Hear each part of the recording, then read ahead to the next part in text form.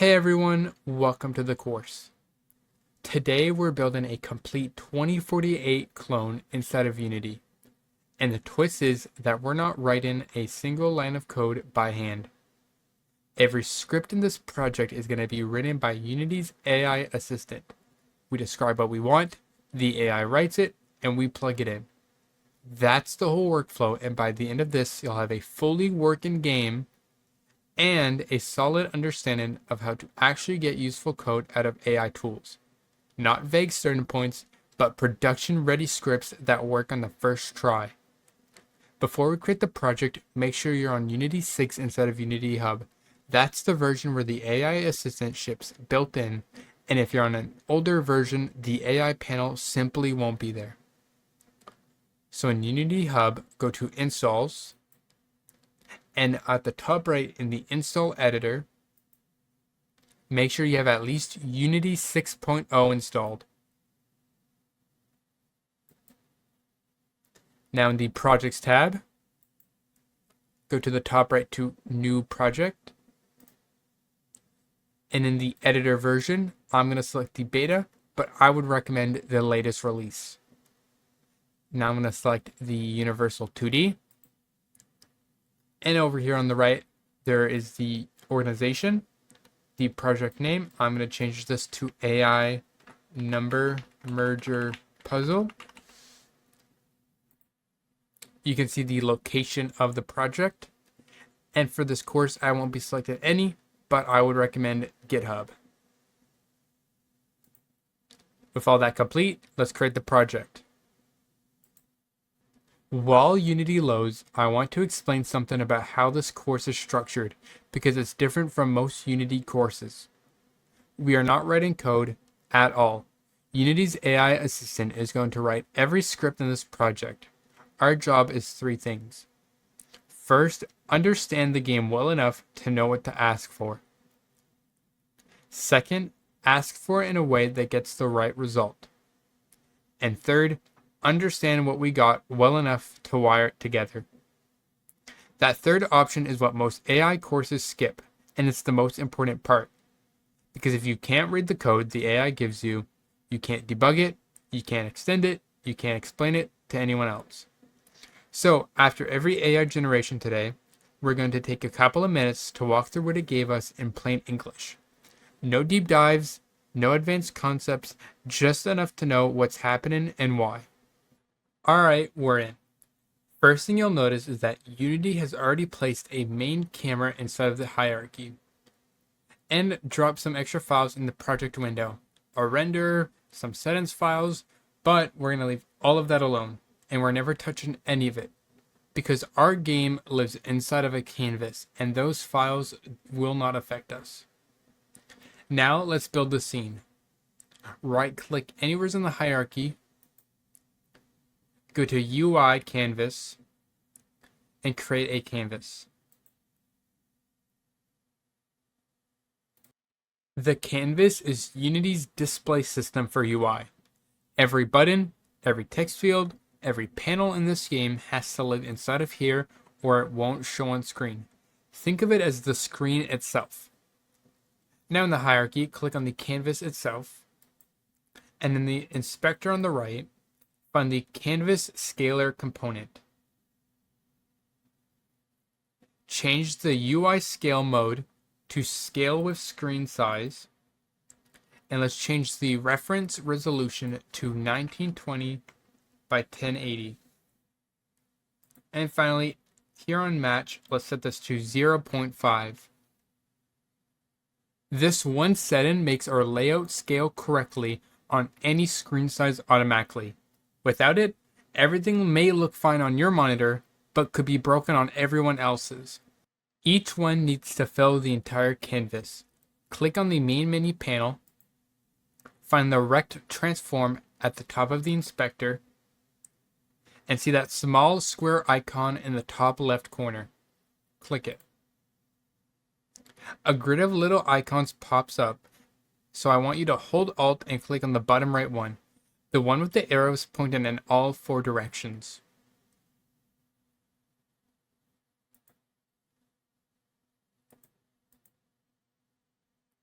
That stretches this panel to fill the whole screen. Now let's do the same for game panel, game over panel, and win panel. Click each one, small square, hold Alt, and bottom right.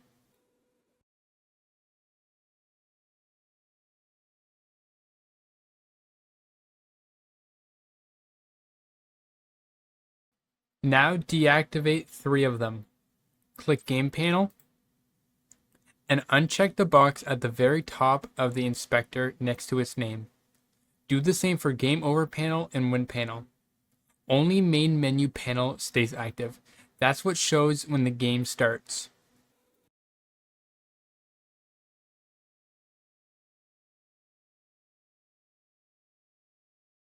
Now, inside of the game panel, create 2 empty game objects. Now name them board parent and HUD.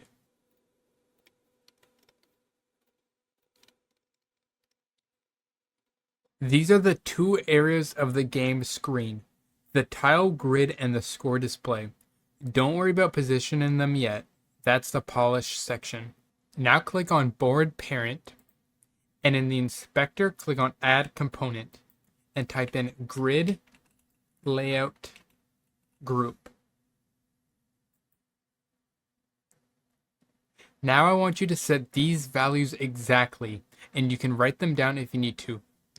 For the cell size, set it both to 110. For the spacing, set them both to 10. After that, click on the little arrow next to padding and set the left, right, top, and bottom to 10.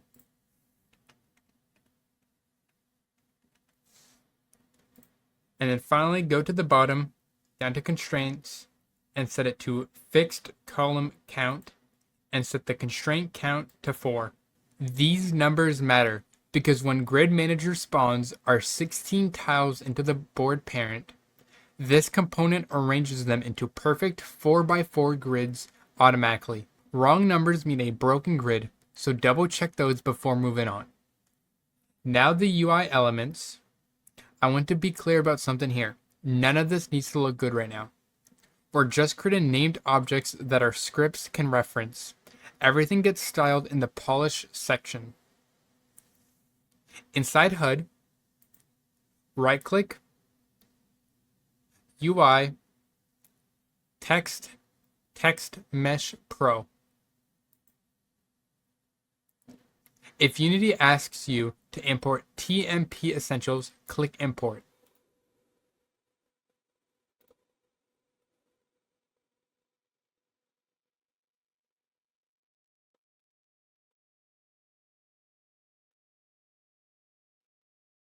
Now name it to Score Text. Click on it, and over here in the Text Mesh Pro text section, set it to Score O. Then create another one. Name this one Best Text. And do the same thing and set the text to Best O. Now instead of main menu panel, right click it, go to UI Canvas and add the text. Now let's name this to title text. And inside of it, set the text output to 2048. Now back at main menu panel, right click it again, UI Canvas, and select button. Now let's name this play button. Finally, click the arrow next to it to expand it. Click on the text child and change the text to play. Now inside of the game over panel, let's right click it, go to UI Canvas and add text. And let's rename this to results text. And then let's change the text to game over. After that, let's go back, right click it, and add a button. Let's rename this to restart button. Click on this little arrow and change the text to play again. And then instead of the Win panel, let's right click it, go back to UI canvas, add text. Let's change this to win text and change the text inside to you win. And then finally, let's add a button. Change the button name to play again button.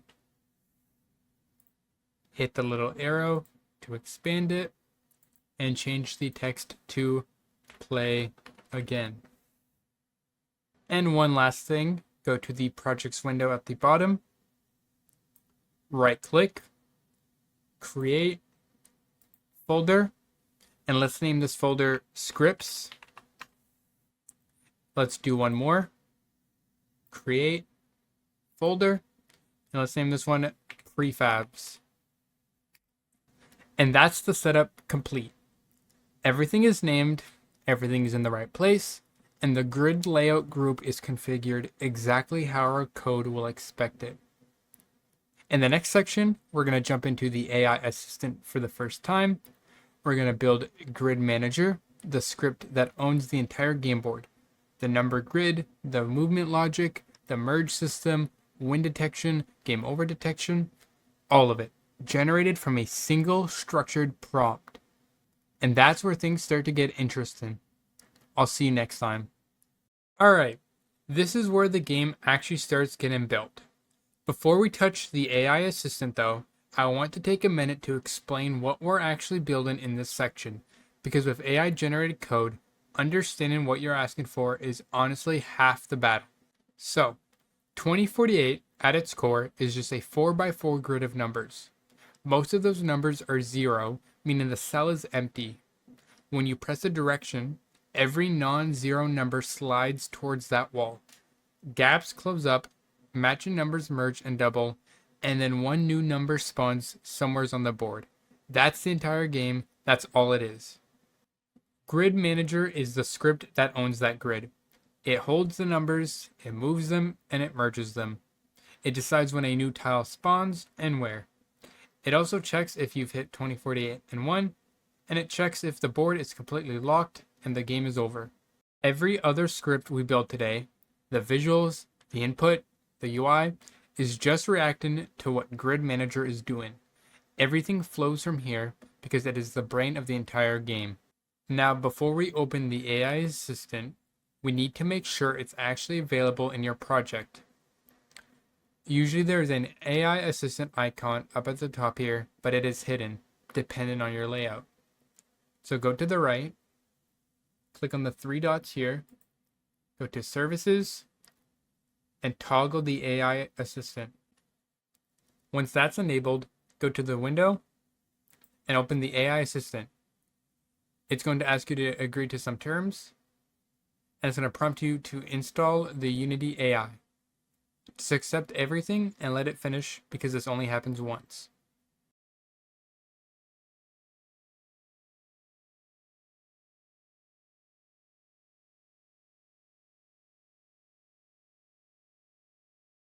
It may ask you to provide firewall access, just hit allow.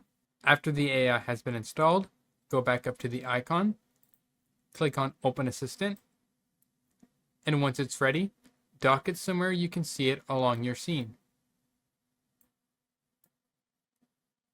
I have mine on the right side, that way I can read the response and work in the editor at the same time. Now, one important thing about how we're going to prompt the AI today, and this applies to every section in this course. We are asking for one layer at a time. Grid Manager right now is data only.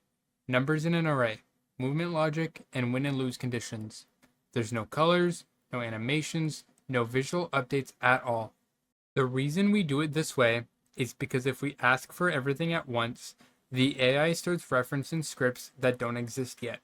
It makes assumptions about things we haven't built, and we end up with code that breaks in ways that are really hard to trace. One layer at a time means every section is working before the next one builds on top of it. It's clean, testable, and a lot less frustrating. And over here in the AI assistant, I'm going to paste in the prompt, but let's break it down before we send it. Okay, so before we actually send this, let me walk you through what we wrote and why, because every part of this prompt is deliberate. The very first section says current state, and we told the AI exactly what already exists in our scene right now. The board parent, the grid layout group, the cell size, and the spacing.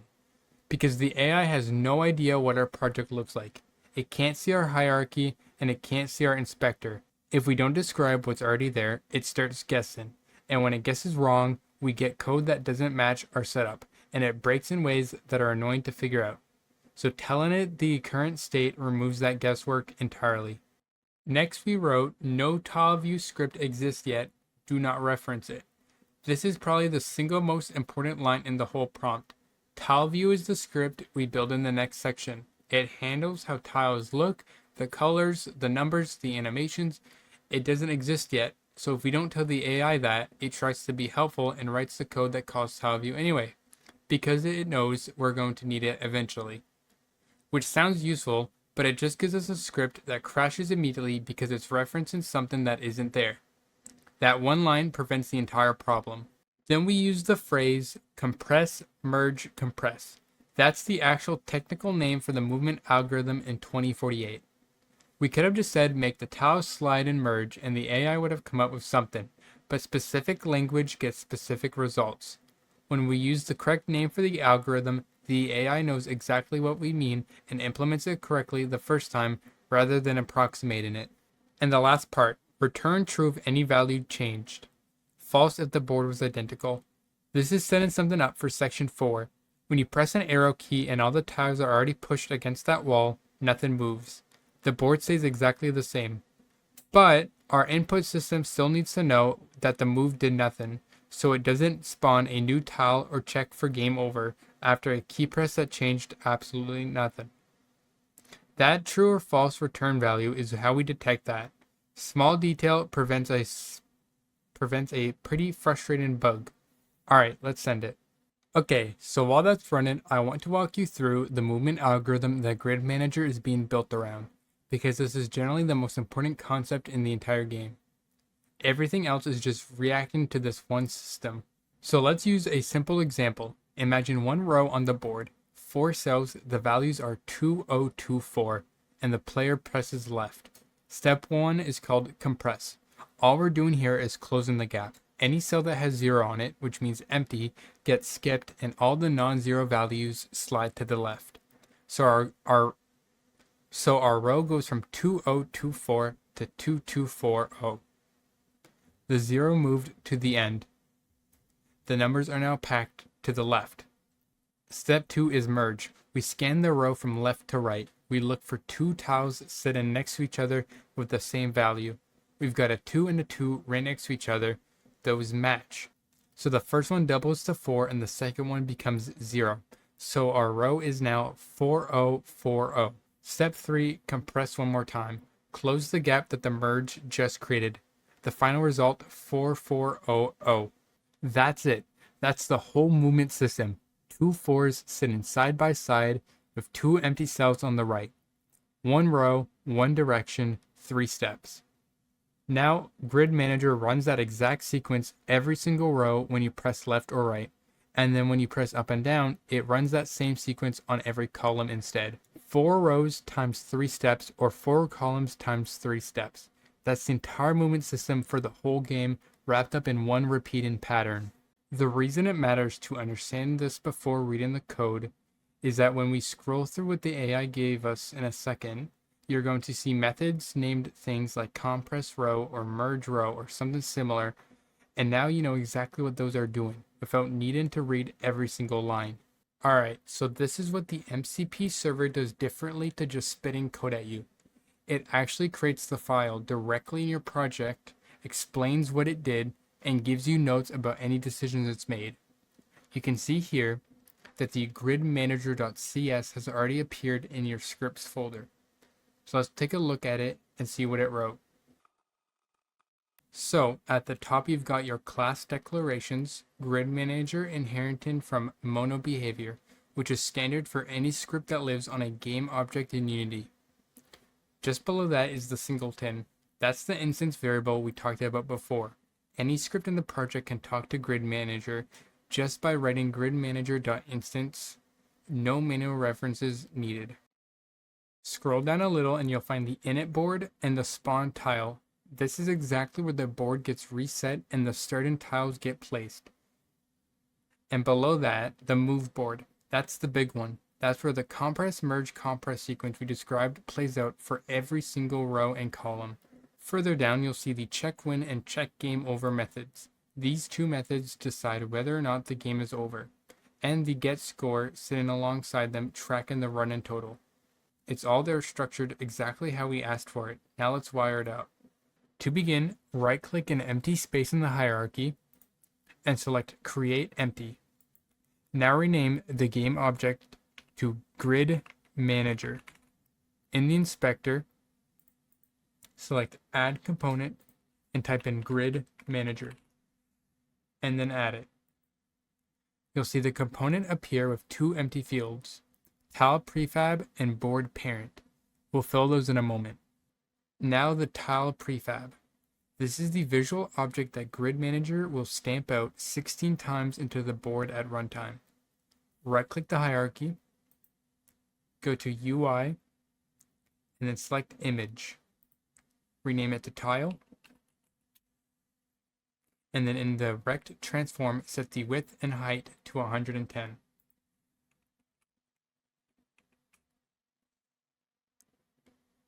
That matches the cell size we set on the grid layout group exactly. If these numbers don't match, the tiles won't fit the grid correctly.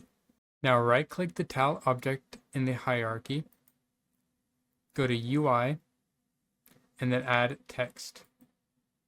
Rename the text to value text. This is the text that shows the number on the tile. Now selecting the value text, go to the Rect Transform and set the anchor preset square, hold an Alt and stretch fill. Then going down, set the font size to bold. Make sure the font size is 36. Set the alignment to center and center.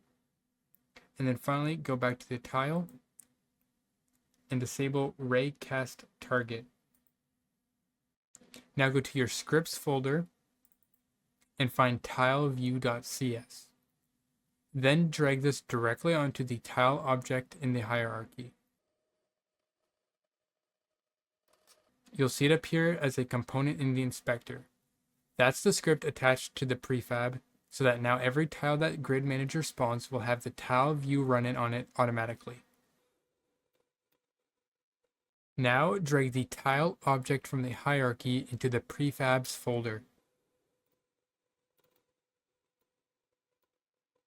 It'll turn blue in the hierarchy, and that means it's now a prefab. Now delete it from the hierarchy, because we don't need it sitting in the scene manually. Grid Manager will create 16 copies of it at runtime on its own. Now click the Grid Manager object in the hierarchy, and you'll see two empty fields in the inspector. Drag the tile prefab from the prefabs folder into the tile prefab section. Then drag the board parent from the hierarchy into the board parent.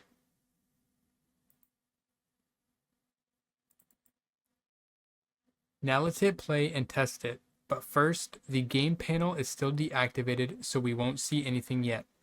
Let's just temporarily click the checkbox in the game panel in the hierarchy to activate it. Now let's hit play and see if it works.